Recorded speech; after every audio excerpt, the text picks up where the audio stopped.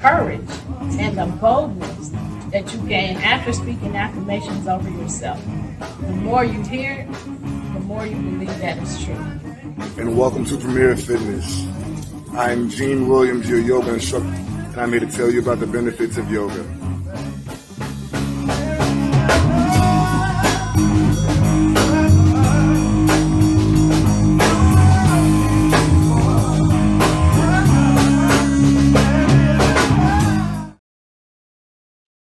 Hey, everybody. Thank you for joining us. You have just tuned in to Where is the Love?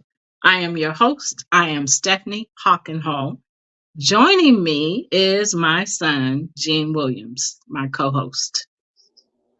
What it is? What it is? Hey. I gotta fix my audio already. Hey everybody, thank you for joining us. Oh shoot.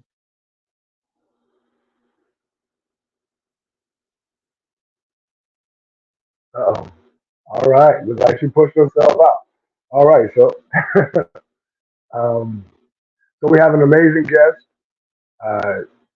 who is the founder of LearnWithJelly.com. All right. She's back. I'm sorry. I kicked myself out and I gotta fix this audio real quick. Man, I was looking down my notes. All of a sudden you was going. I'm like, wait a minute, no, not again, Mama, no, Mama, And I no. still didn't fix it. Y'all, hold on. Technical difficulties. That one out. I don't know which one of these to push. Now, can you hear me good? I hear you very well. Dang it. I still hear that static. I'll try to fix it in a minute. Okay. Sorry, y'all, technical difficulties. If you are here, you should be watching us on our YouTube channel, Love Misunderstood Institute, or Premier Fitness 0210. It sounds better now. Also, check us out on TV. Yes, I said TV. Check us out on Roku and Amazon Fire. Search, when you go to those channels, search POD TV space LIVE, and you can watch us live at 5 p.m. Central Standard Time every Sunday. And we are. These faces belong to Tizzy. Are you on your iPad? No, I'm on my phone. Because I hear that static again. I'll try to fix it in a minute. I'm so scared I'm going to kick myself out. No! So do you hear the static when I talk? Yeah. Okay, so I just mute my microphone in between. So yeah, just keep going. I'll mute my microphone. Okay, well, we want you to be able to talk. Okay, y'all, we had a guest last week. We didn't have a guest. We've had so many guests. Last week we did our show together. We talked about workplace adults and workplace bullying. There's so much more to that. We'll talk about that again because there's a lot to it. We covered a lot, but there's so much more to cover. So we are here. The purpose of our show is to help you understand how to navigate through those bullying experiences. A lot of you had them as children and may have known that's what it was then, but as an adult, you may not have identified it as an adult. It took me many, many years, and I talk to people that still don't know what it is. You want to add something? I think you're froze. No, you're not. You're not. Okay, so y'all, we have a guest today. These technical difficulties mess me up. We have a guest today. Our guest is Jelly Malinga. Come on out, Jelly. Hey, hey, hey, how you Hey, doing? girl. I meant to ask you, did I pronounce your last name right? It sounded like you said it right, Malenga. Yes. Okay. I said Malinga, so Malinga. Okay. We are happy to have you on our show. Thank you for joining us today. We are looking forward to hearing your experiences and you telling us. Tell us about Jelly. Who is Jelly and what does Jelly do? Okay, well, thank you for having me. You're Definitely it's an welcome. honor to be here. And who am I? So my name is Jelly Malenga, and I am the founder and lead teacher of Learn with Jelly. And Learn with Jelly is basically it is a nonprofit organization that basically the mission of it is to foster the wonders of early learning while strengthening family bonds. It's an on-demand, on-the-go learning enrichment portal for families at home or on the go with children ages 2 to 6. Oh, And nice. and so who am I? There's a lot impacted in that. Who am I? I am someone that comes from a family of educators, but also someone who experienced bullying young. I came to America from Zambia. I call myself American. I'm half American, half Zambian. And I came to America the year the movie Coming to America came out. And that was not a good time to come to America to the 4th grade. Okay. No, like, cause they were like, you're from Zamunda, and people throwing rocks at you, and it was not cool to be African then. Now everybody's like, oh, you half African, yes. No, when you're 8, 9 years old, it was not cool. The teachers were making fun of me, but let me not get into that.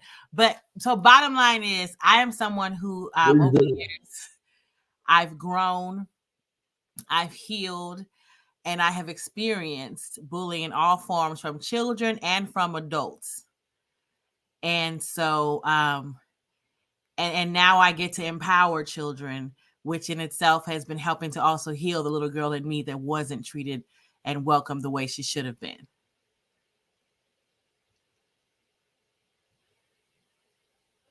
It's awesome that you're turning a wound into something to help heal other people. That's a beautiful thing. Thank you. I forgot I had my mic on mute. It's static, so I'm having to turn now I don't hear it. But I think Jean just said the same thing I was going to say, that we've been talking about trauma. We on this show, and then Jean has a show where another TV show where he and another guy do talk about male issues and dealing with male issues. And so they started talking about trauma last week. And so their show is every Saturday at 3 p.m. Central Standard Time. And so, and they're also on Amazon and on Roku. What did he say? Ladies Club? I said shameless plug. Oh, shameless plug. I thought he was calling it Ladies Club. I was like, oh, you telling the ladies to log in? I was like, oh, okay. What's the link? I was like, is that why he on here? With that showcase the arms, muscles, thirst trap, Ladies Club? Okay. I was like, what's the link? Okay, sorry. Oh, goodness. So, Jelly, I love your energy already. Would you check your mic? Would everybody check their mics? Because I hear a lot of static. It's probably on my side. And I only hear it when we talk. So I don't know what that is. So that's why I keep going back to my settings. Well, so y'all check y'all's too. I'll check now if you can hear me. So I'll while we're checking Mike, I'll go ahead and say that Zambia is in South Central Africa. We share a waterfall with Zimbabwe. We have the largest waterfall in the world called Victoria Falls. Zambia was also colonized by the British. And so prior to being teased heavily, and my younger brother and I working very hard to lose our accent so people would not just know off the bat that we were not fully American, I had a very thick British accent as a child. Nice. And so I'm sure I'm sure that helped the kids tease you even more because you talk different. Yeah, they would say you talk funny, or and I mean, it's very, then the teacher would ask a question. And ironically, it was only the African American teachers that were teasing me. It was all of Right. my Black teachers, African American teachers that would tease me, say, you talk funny, or I don't know how to pronounce your last name. You're an educator. My name is phonetically pronounced the way it's spelled. You didn't even try. You talk funny, Right. you look funny. And I'm like, no, I don't look funny. I look a lot like you. It's like, Yeah. but that's what it was all through elementary school and through middle school. I had all the teachers, but all my Black teachers would be making fun of me. So when Gene was in 6th grade, it was a Black teacher that he had issues with that, you can tell her, Gene. Well, I mean, it was in essence similar, not exactly the same. It was just, I was different. In a room full of Black children, I'm the different one. And the teacher was just like, you make little snide remarks or whatever, and then it just became aggressive. Once I took it to administration, and he actually literally told one of the kids to beat me up. I was like, first off, wow. Second off, why you sitting out like that? I don't want to have to beat my friend up. But anyway, let's go back to somebody. No, and then they don't realize that what that does is it tells kids, first of all, it points out to children that you're different, because that's not something that we're born with. It's something we have to be introduced to. And then it also tells them, hey, it's okay to make fun of this person because they are different. Something's wrong with them. And as a child, you might already be having esteem issues or may have already experienced trauma and things. So then that is just like affirming something is wrong with you. With me. When I was in 6th grade, I had a teacher 7th grade, I had a teacher who, instead of saying my name, she would call me Kermit the Frog or Garfield because my eyes are large. And so then when she would do attendance, that's what she would yell out. Wow. Instead of my name. That's crazy. That's horrible. And what people don't understand, and Gene then will be covering this on their show, probably this coming Saturday, childhood trauma. And I've had to deal with a lot of childhood trauma in the last few weeks. And addressing those issues, are very hurtful because they lie dormant for so long, you forget about them. And then when they, come, when those triggers come to remind you, about those things that were said about you or ways that you were treated, it's very hurtful. But one thing that we have been encouraging is people to not push it aside, not ignore it. It doesn't just go away. It has to be dealt with. So, as children, when you're experiencing all of these things, being said to you and the mistreatment, it's very hard because you don't know how to get away from those things. And I had a dream this week about running from people, this is how serious my trauma, it has been coming up for me. So I had a dream, and in the dream, I was running away from people that were saying things to me that were hurtful. And I would just get away from them and they would come find me. And so that kept happening. And in the dream, I started crying. Well, sometimes dreams scare you so much you wake up. It wasn't, anyway, I woke up and I was crying. I was crying in the dream and I woke up and my tears were rolling down my eyes. So dealing with those things, we have to deal with it, because if we don't, then, it could be even worse than that, dealing with the trauma. So it's so important to deal with those things, but it's so hurtful when people are calling you names and talking about you and putting you down and humiliating you and insulting you, the damage. Oh my gosh.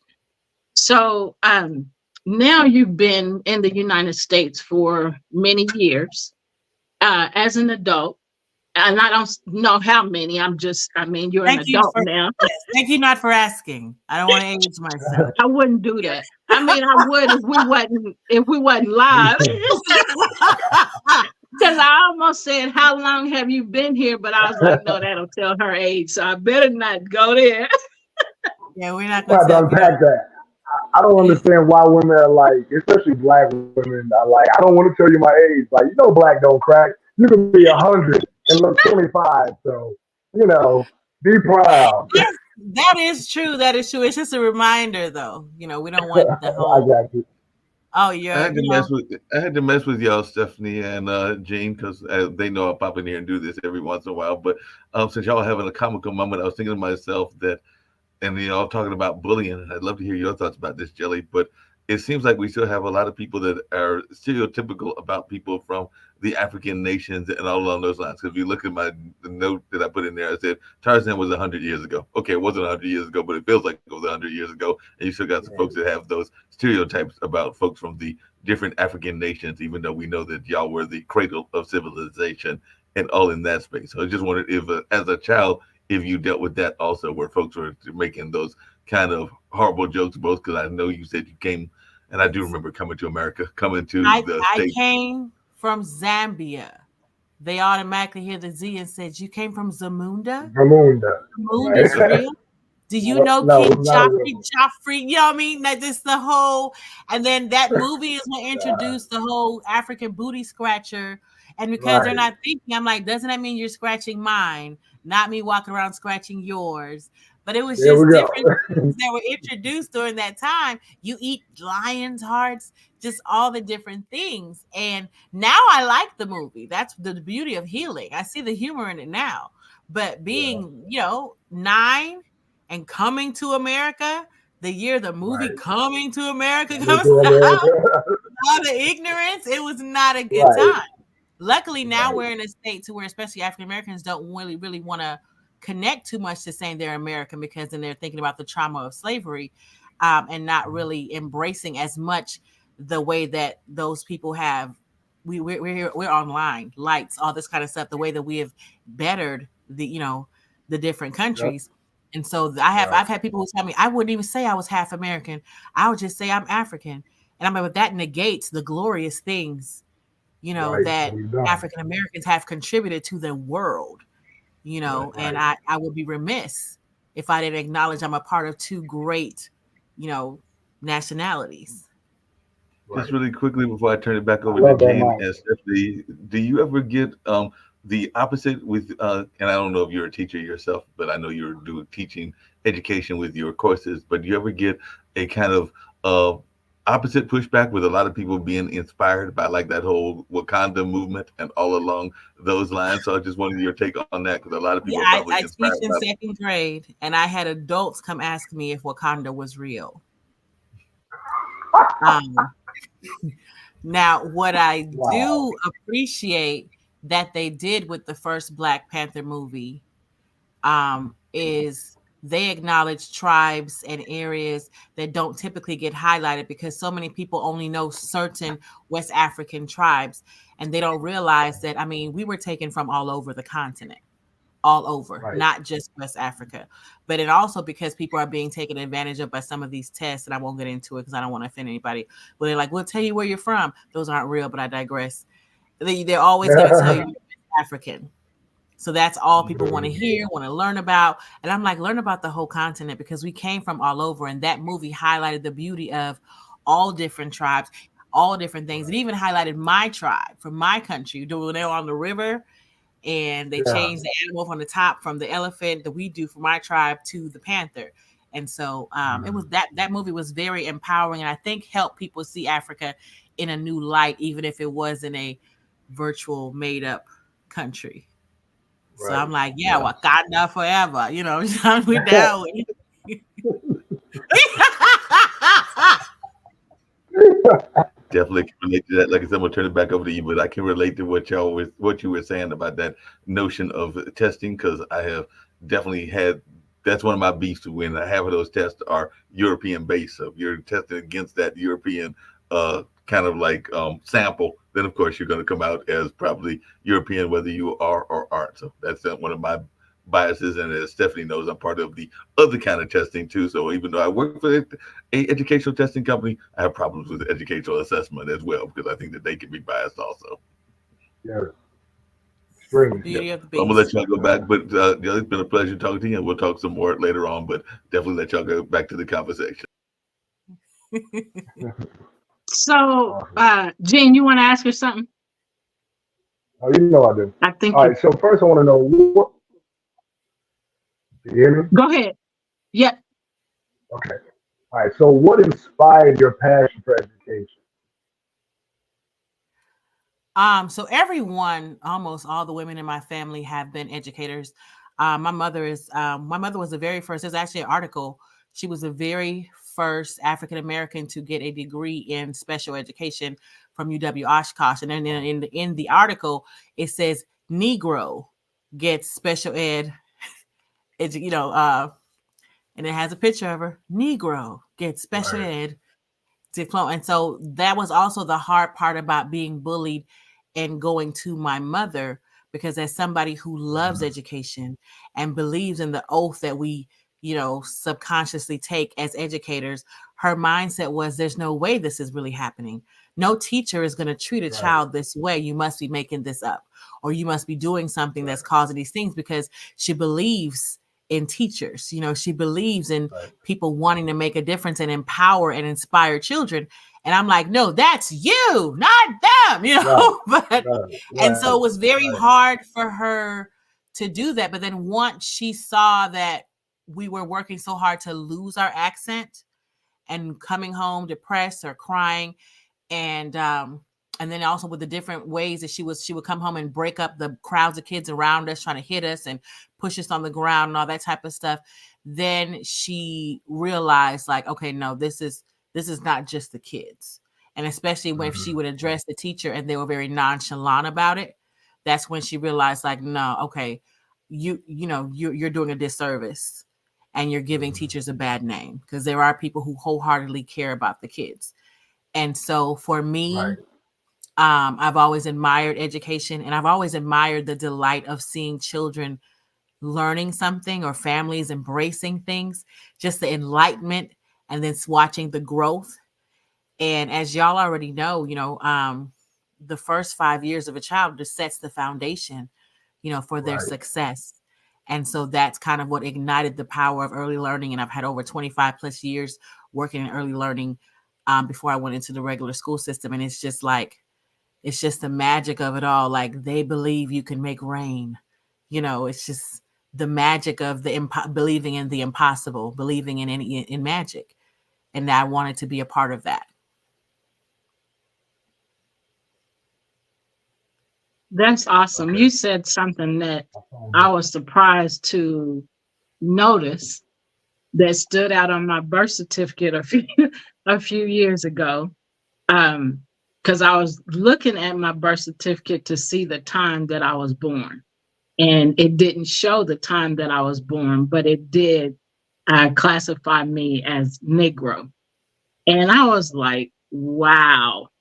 But I already knew, it was colored, it was Negro, so to see that, it surprised me, because that was something of the past, but yet it was, a past for me, because that was my, that was what I was classified as. So when you said that, my immediate thought went to my birth certificate.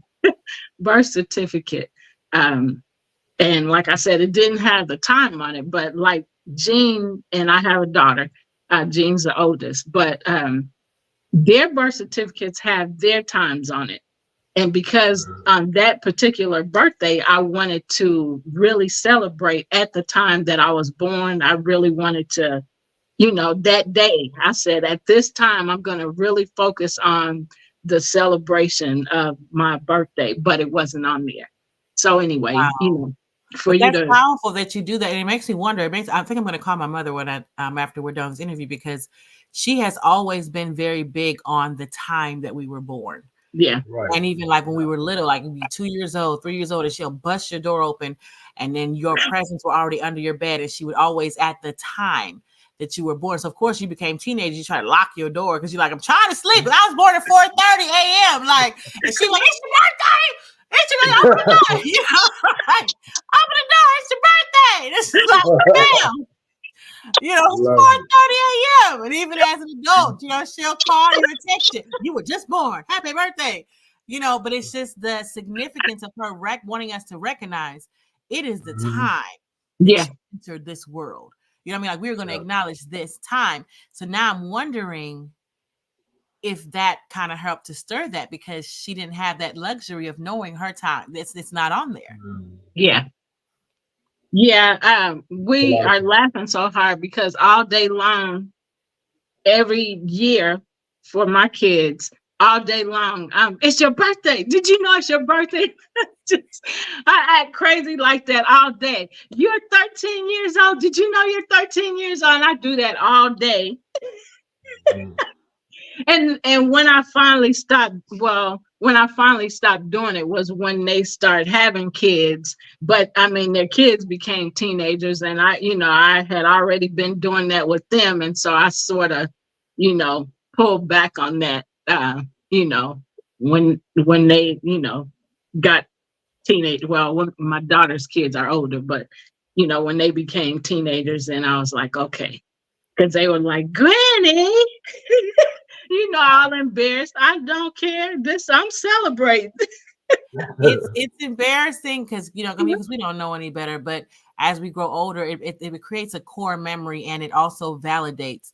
Like, I am still celebrating. You are, you were chosen. I am celebrating when the world became a better place because you entered in at this exact moment. Yes, that's awesome. Go ahead, Gene. I was just saying that's beautiful to make sure that you celebrate the person at that time they were born, because, like you said, like the planets were set up a certain way when you came into existence on this plane, and that's like you do numerology and things like that. If you have a chart, it explains what every placement of every planet while you were born, and it makes it very special, and it just shows how special each of us are, how beautifully unique each of us are. So yeah, that's awesome. It's funny that you said that, because I do that to people too. I call people now, hey, it's your birthday. You were born at this. Hey, third time. Happy birthday. Okay, that's the third time he said it. Okay, I'm sorry. It's still your birthday now. You know that, right? It is. It's just disheartening when people say things like, "My birthday doesn't matter," because it does matter, because we're not here by accident. We're not here just by happenstance.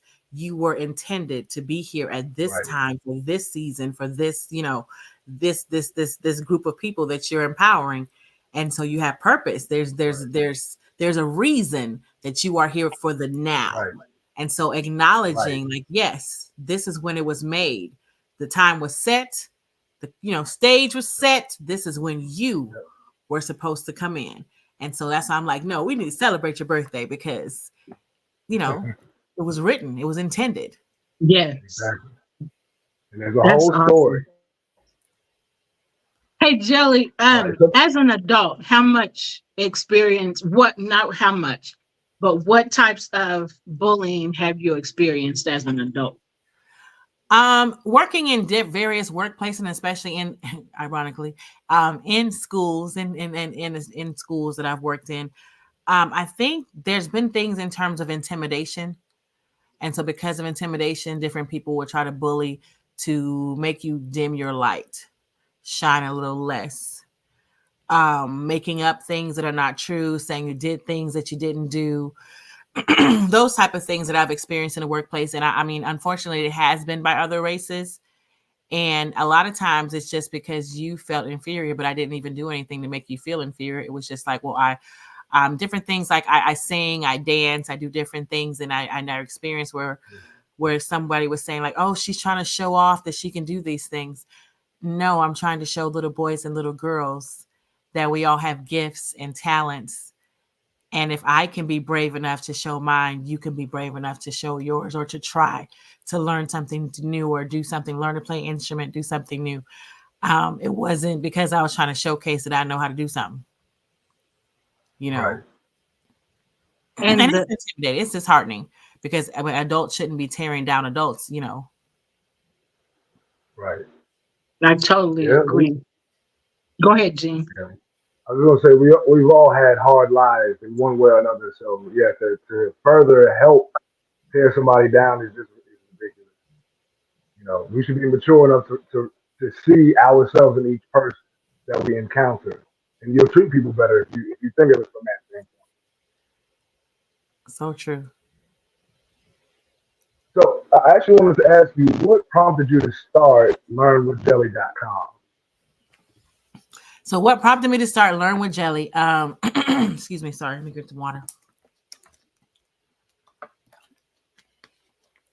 What prompted me to start Learn with Jelly is I had just been hired as a 2-generational early learning specialist, basically to work for a nonprofit to help parents prepare parents in a public housing area, to help them get their children ready for kindergarten, and also to kind of help any barriers, testing their kids, in home type prepping, basically parenting classes, things of that nature.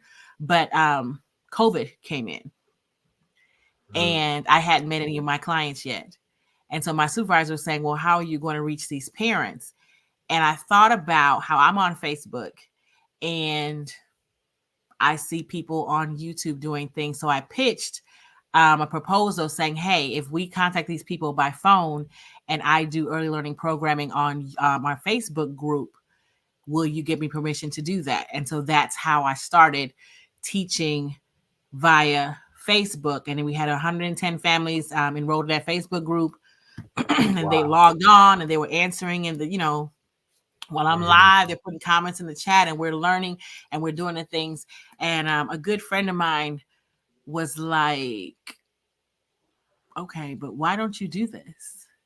Mm-hmm.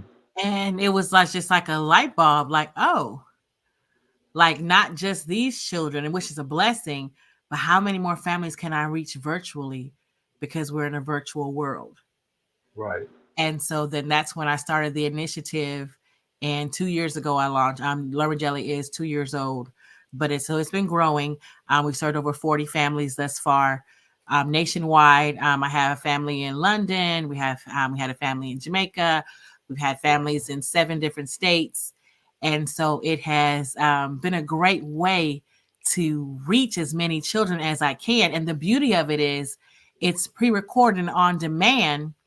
So if you're in a different time zone, you don't have to miss out on the experience. Right. You can log on when it's best for you.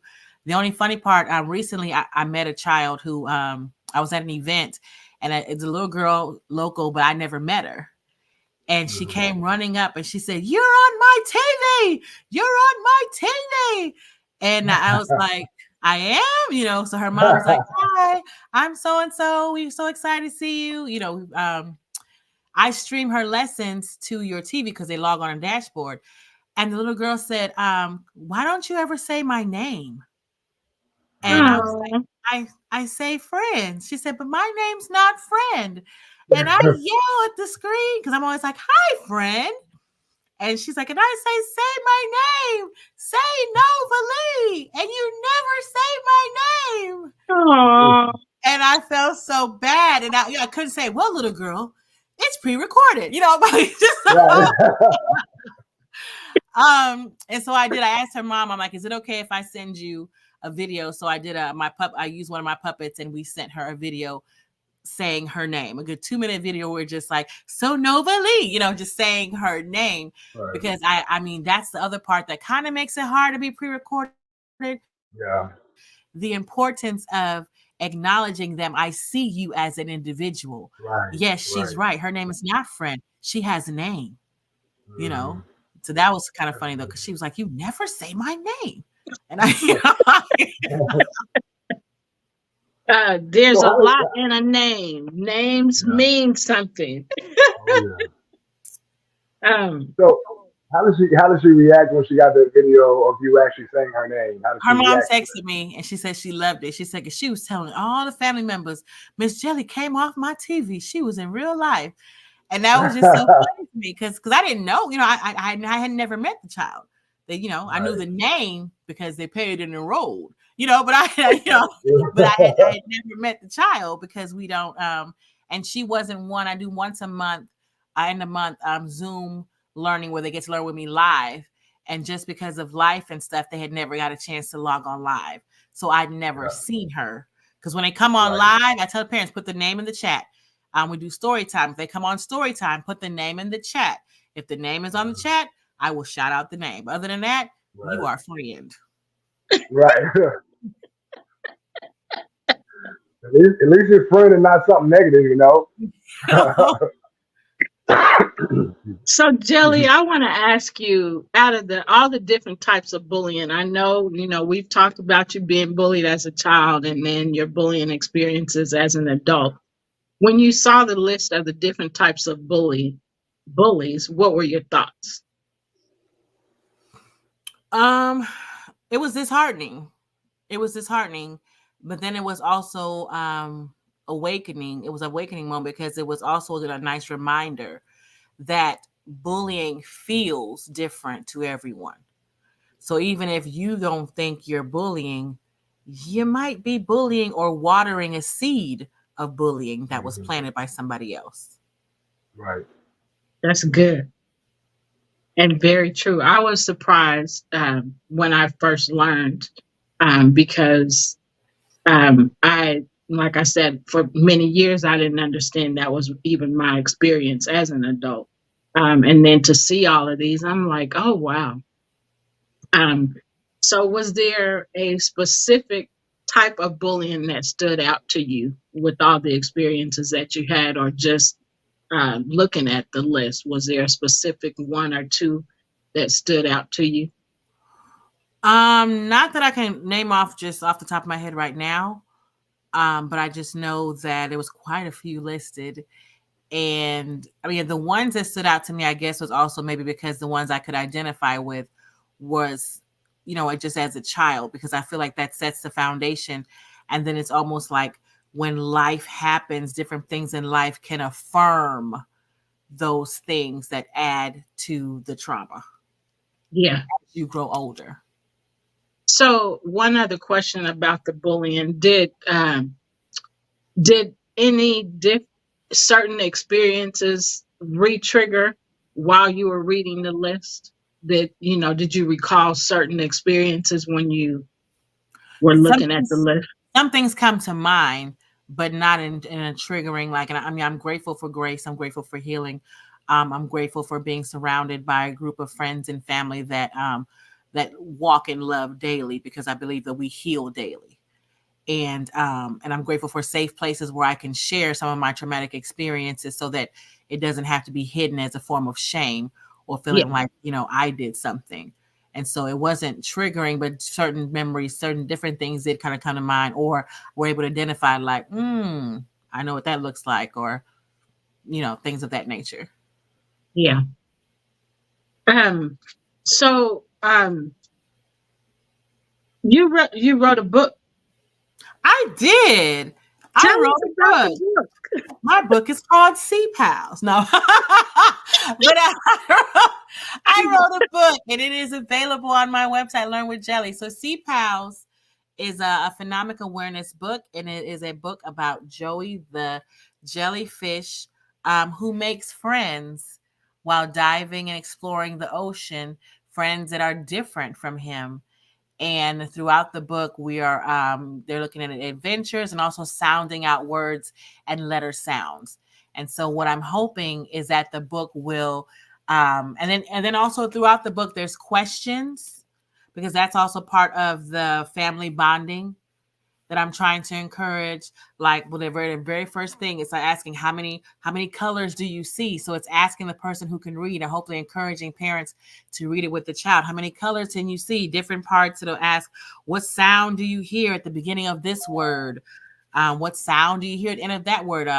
How does this animal swim? Can you show me? Just different questions that will hopefully help to have the conversation. Because I think sometimes we forget, yes, it's important for children to read, but comprehension is a large part of that as well. And a way to Right. help with the bonding, have a conversation. What did you read? How did that make you feel? What do you think? And then also to encourage them to be creative, like, oh, well, what other animal do you think should be in here? What other fish? What colors do you wish she would have put in here? And just to help to keep the conversation going so that you can help them think creatively. And it also helps with their self-esteem. It also helps them feel seen because you're asking them those questions and you're talking and opening up the doors of communication. I know even with the thing of bullying, it's very important, number one, for parents to listen, but also number two, if you don't already have regular conversations with your child, how do they know they can come to you and have the conversation if you're not used to conversing? And Right. so Right. that's a large thing about my book is the family bonding. Thank you for bringing that up. I'm so excited. That's awesome. You're welcome. I'm writing my well, I've written it. I haven't published it yet. I've had it illustrated and all this, my first child's book.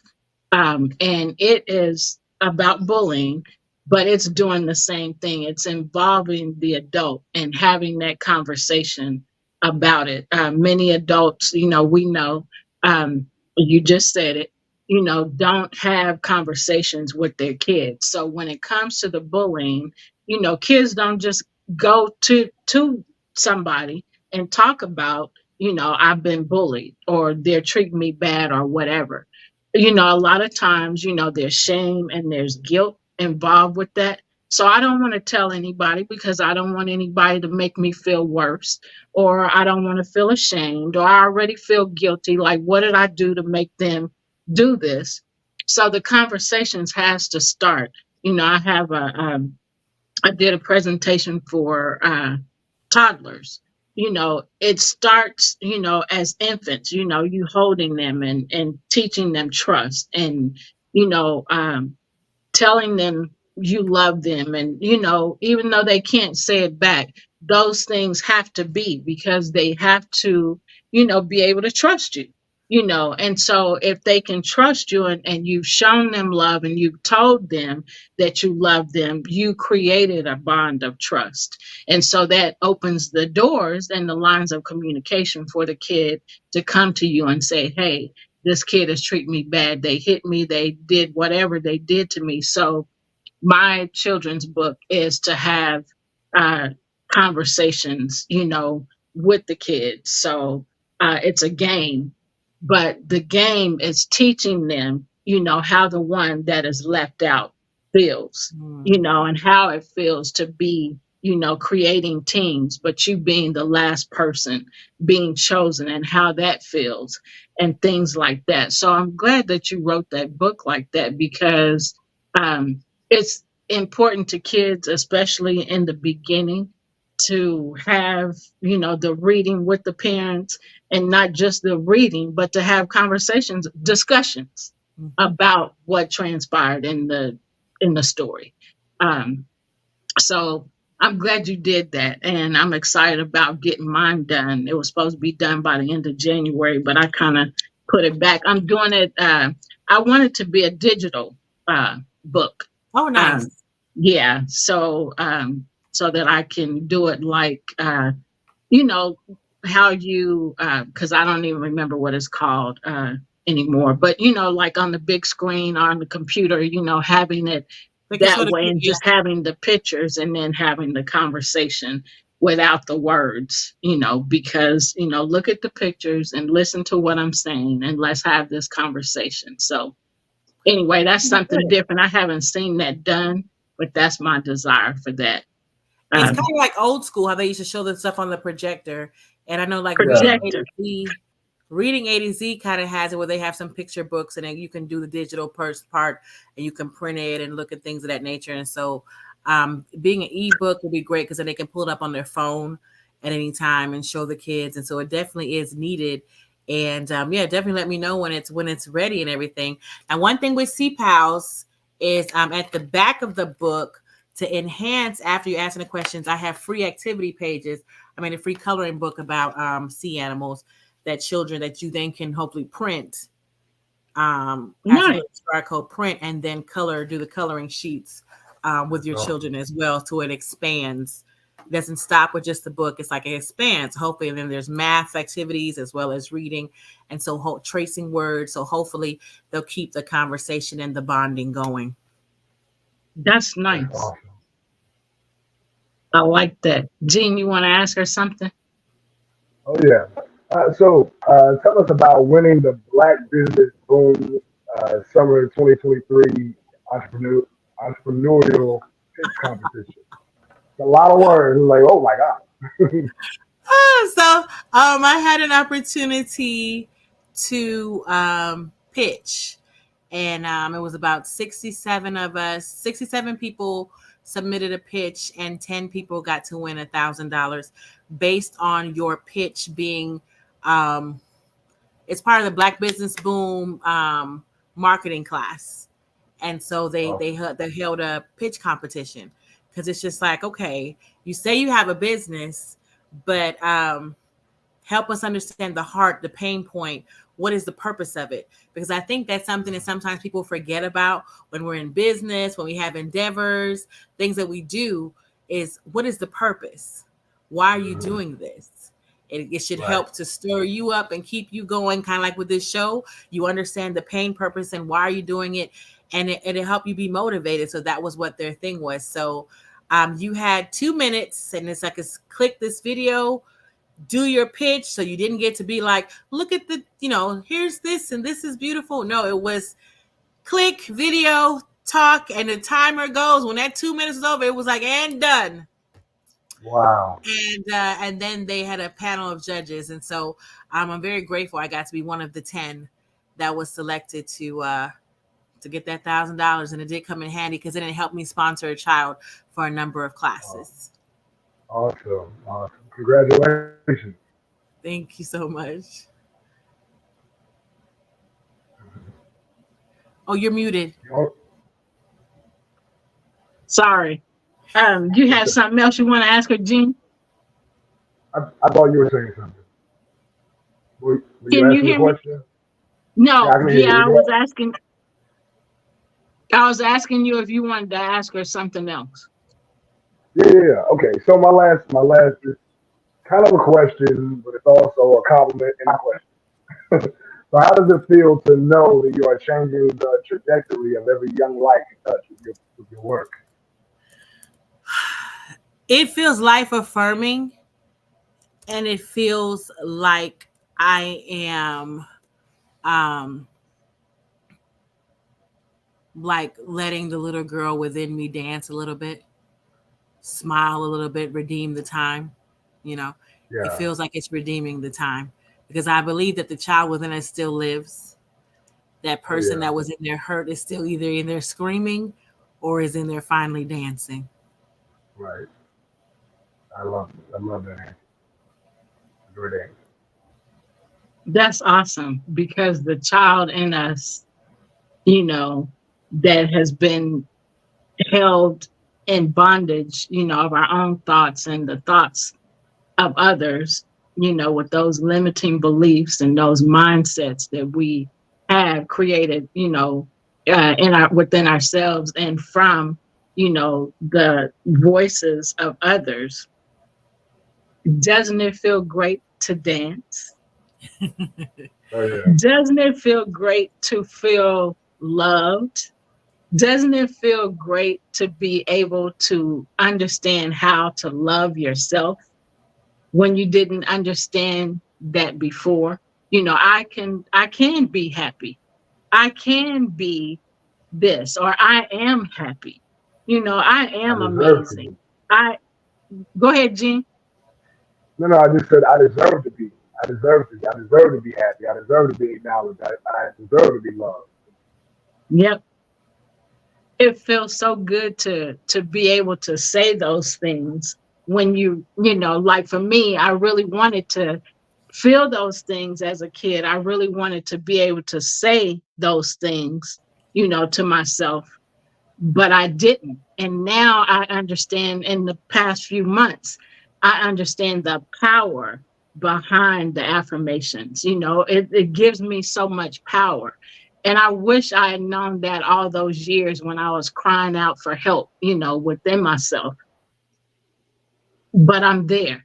You know, I'm not saying that I've totally arrived or that I've totally healed. I'm still constantly healing. As we live every day, we are constantly healing, or we should be, you know, because we've lived for, even if it's 20 years, within that 20 years, so much has happened and so much that we need to release and let go of, you Yes. know, forgiving ourselves and forgiving others, you know, for things they've said to us or about us, um, or, you know, that we've said and believed about ourselves. So it's just so powerful to be in this space, you know, to feel this way and to laugh. You know, I used to want to laugh a lot and have fun, and I was just so hurt. You know, I couldn't, I didn't know how. And my, you know, my brothers tease me all the time, you know, because they are both clowns and they say a lot of funny stuff just to make me laugh.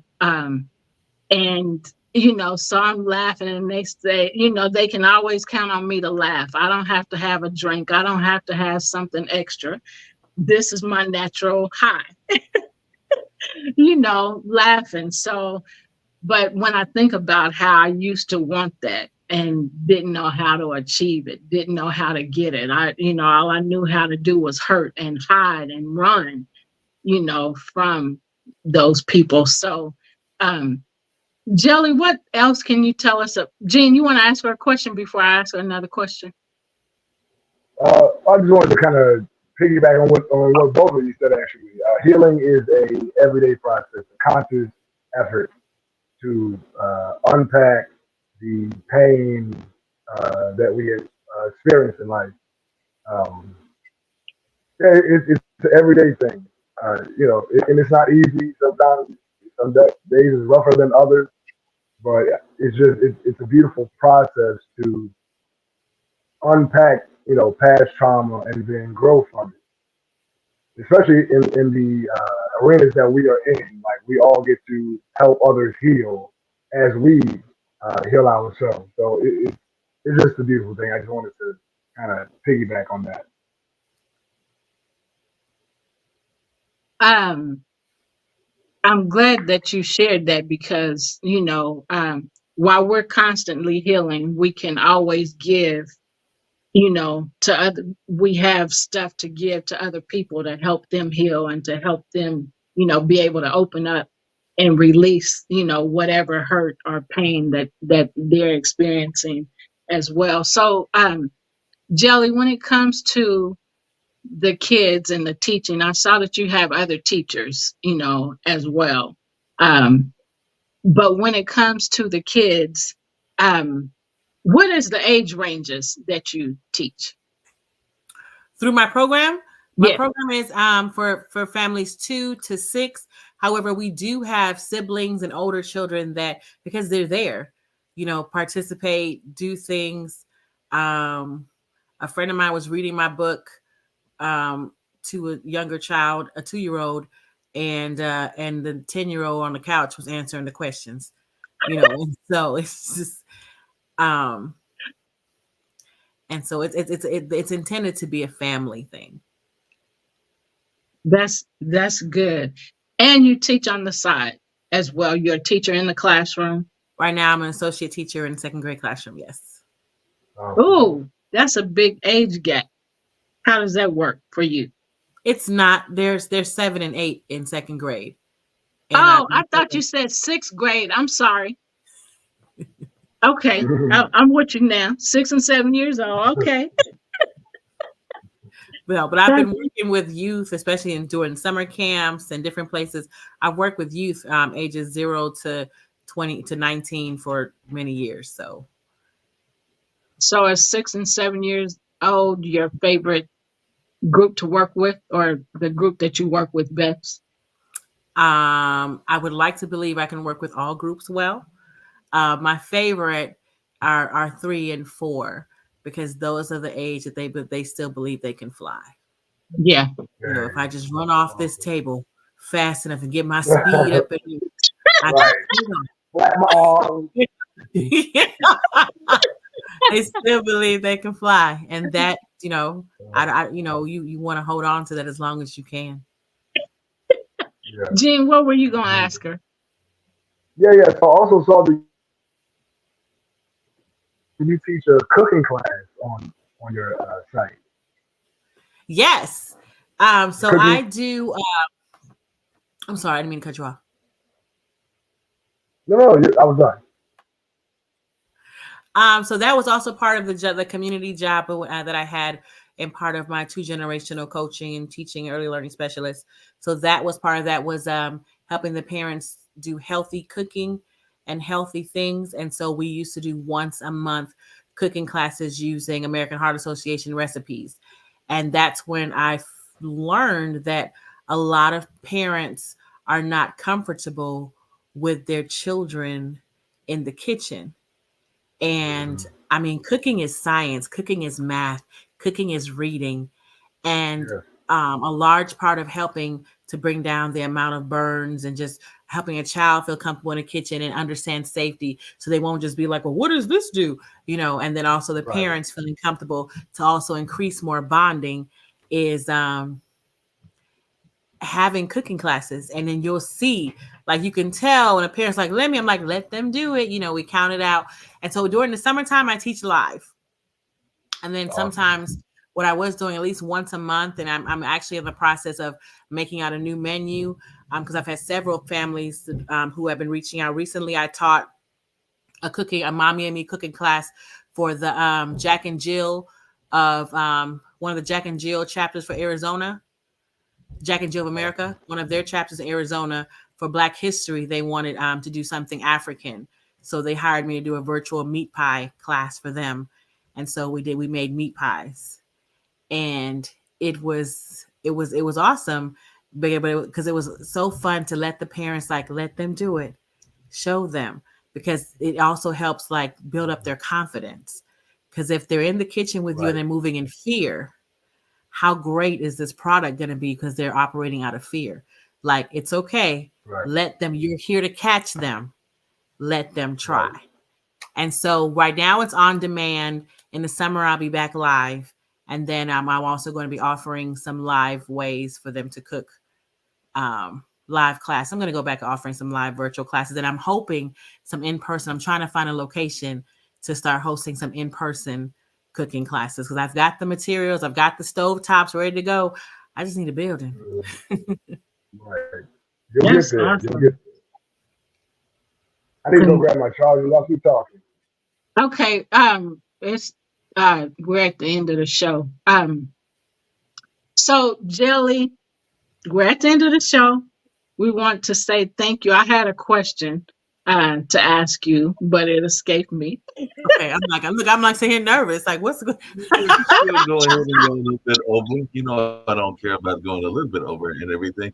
I did have a quick question that I had thrown in there, and I just wanted to hear Jelly's thoughts and everything if she's got quick answers. But I'm always fascinated, even on some of my shows, about that work-life balance, and I was wondering how you manage that. And also, admire a lot of societies that are very much into cross-generational living and cross-generational support. And I know a lot of the African nations and even some of the Latin nations are very good at that, but sometimes we in America are not as good in that and everything. But I was just wondering your thoughts around that, because I know that sometimes y'all will have 3 or 4 generations that are still living together and still supporting each other, whereas in a lot of the Western states, that doesn't happen as often as it should. So I just wondering your take on that. I mean, I think times are changing where you do see more fully African American people doing than other cultures doing that. And it just comes from the bonding and the mindset.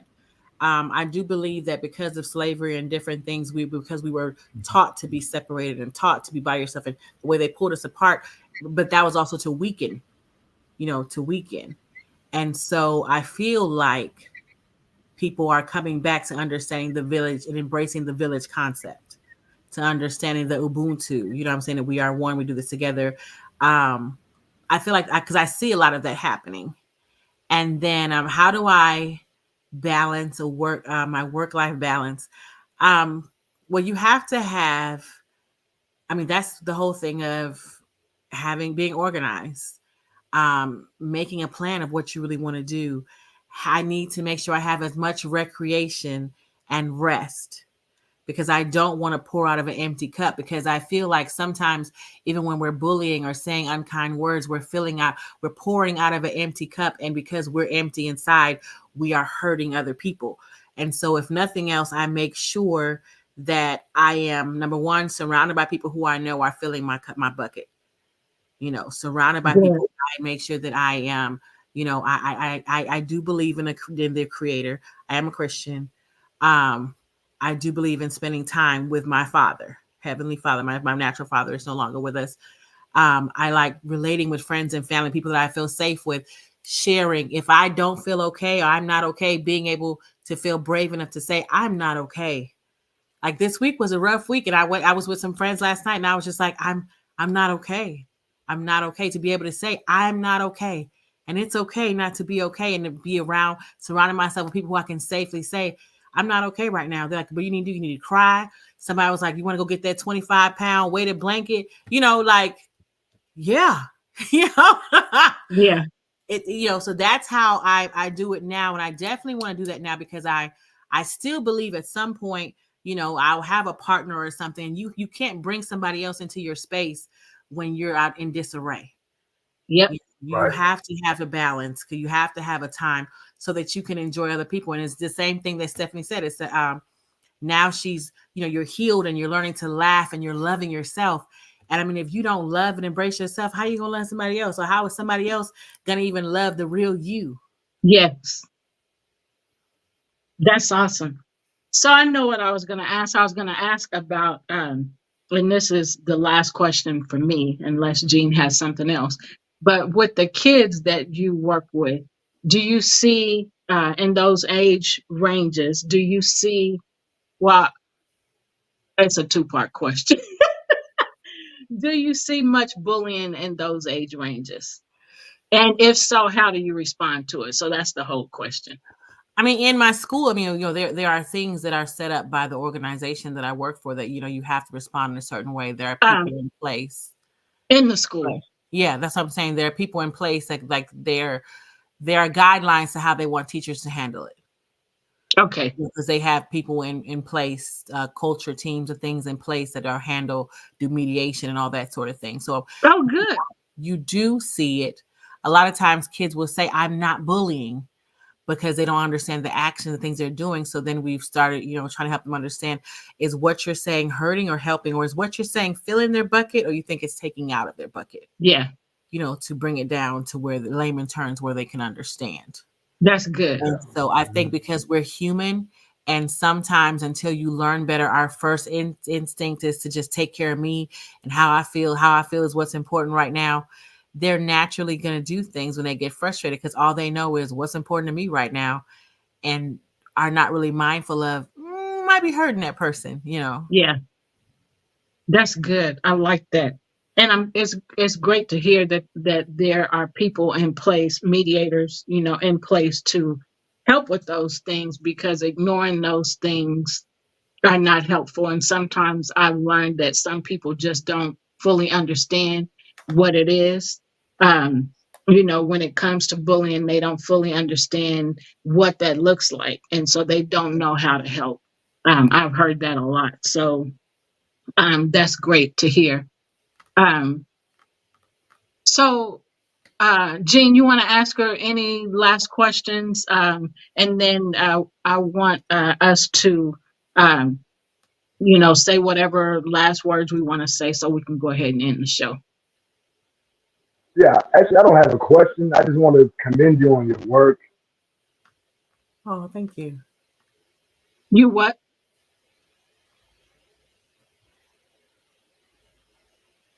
You're froze.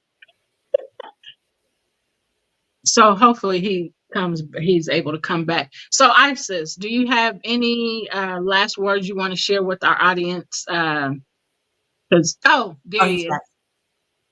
What were you saying, Jean? All right, so I said I wanted to commend you on the work that you do. and also the passion that you bring to your work. Unfortunately, a lot of people, because of the way society is set up, we don't um, take on our work as if it's a life mission, Hmm. and you show up differently when you recognize that your work is part of your life mission. Hmm. That's good. I Jelly, appreciate. what you want to go ahead? I know. I appreciate that. Thank you for the work that you all are doing, for having me here and letting me share, and then even for taking the time to research and get to know me. Like y'all, I'm like, oh, they looked, oh, they know what they talking about. You know, This I mean, ain't no they game, man. We real about ours. I mean, because and that helps me feel seen.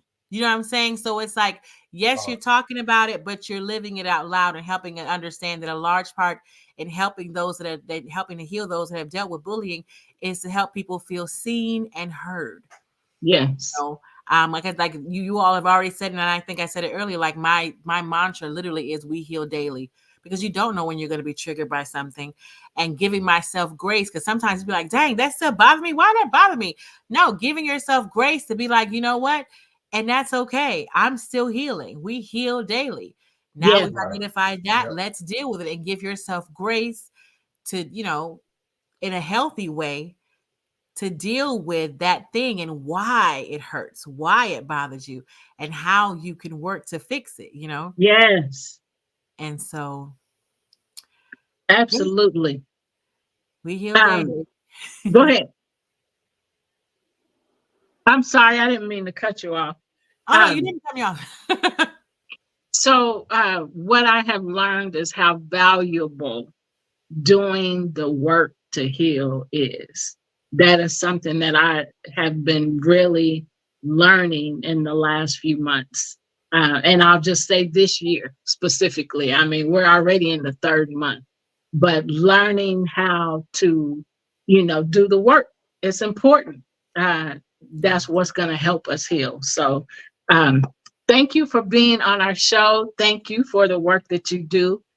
Thank you for saying yes to being on our show. Keep doing the work that you're doing. Keep helping the people that you're helping, including yourself, because you are still helping yourself as well. Um, Thank you so much. Thank you for the opportunity. you're welcome. So, Jean, anything else? No, I said it all. Okay. I think All he was right. going to So, give you the link to the ladies' lounge, or that's not no, that's not that show that now.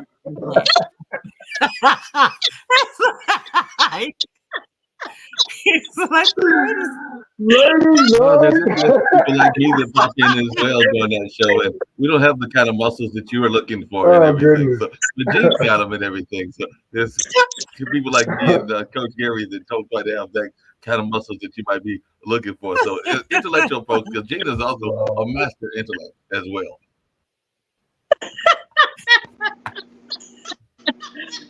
oh, shoot. All right. Yeah, well, thanks again, Jelly, for being on our show. Mark is going to play the But you know, outro. the other thing Jane's And known if you're for, able and Gene, to, I think that what'd you say, Mark? that's what I was going I to didn't add is hear that Gene is what. also a masterful performer. So I think Jelly will get to see how he is also a great performer when we close out this show and another great show. Y'all having a great conversation. But Gene is an intellect. He's got all those muscles. So he is truly the ladies' man and all of that. So all in that space. So I'm going to let folks check out this amazing performer and all in that space. Yes, I'm giving you a hard time, Gene. Mark, you a mess. All right, so we're This is going to not the that show, outro. guys. And so Gene and his band, does our outro. They do the intro. That singing that you hear is them. So the outro, you want to say it, Gene? I don't know No, what. I hear my some sound went out noise. for some reason. Yeah, I don't know what the noise is. We're just going to go to the outro. The name of it is Stand Up. And so if you'll just stay with us, Jelly, after the outro is done, we'll go back in the room backstage and chat a little bit. Thanks everybody for joining the show. Join us next Sunday at 5 p.m. Central Standard Time, right here, wherever you're watching us from. Take care. We send you peace. We send you love and joy. Take care. Bye for now. Bye.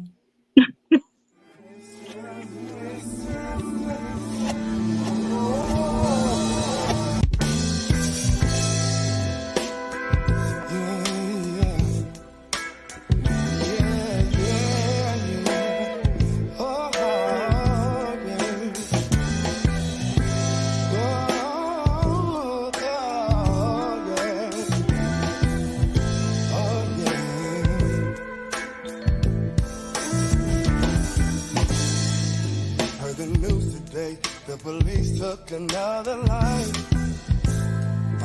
Gunshots rang out even though he had his hands held high. Yo, I'm sick and tired to walk my brother's short lines. Need to come together, set a plan and then mobilize. Oh, what are we gonna do? What are we gonna do? What are we gonna do about all the hell that we're going through? Now stand up, shout out into the walls of Babel on your feet. Stand up, come on y'all, and let's make some history. Stand up, rise up and know you ain't gotta follow, you can lead. Stand up y'all, we can do this, you and me. Monsanto monopolized the whole grocery line. So we all gon' have 12 toes, 3 thumbs, 3 lives. If we keep being sheep, these wolves are gon' rob us blind. Let's occupy our mind space, cause the revolution won't be televised. Oh, what are we gon' do? What are we gonna do? What are we gonna do about all the hell that we're going through? Now stand up, shout out into the walls of Babel on the feet. Stand up, y'all, we can do this, you and me. Stand up, rise up and know you ain't gotta follow, you can lead. Stand up, y'all, we can do this, you and me. Oh, mercy, mercy me. The government should nurture and believe. When will all these wars be done? Hopefully before another moment has the money. Yeah. Before another mother has a mourn her son. Shout out into the walls of Babel on the feet. Stand up, come on y'all, and let's make some history. Stand up, rise up and know you ain't gotta follow, you can lead. Stand up y'all, we can do this, you and me. Stand up, shout out into the walls of Babel on the feet. Stand up, come on y'all, and let's make some history. Stand up, rise up and know you ain't gotta follow, you can lead. Stand up y'all, we can do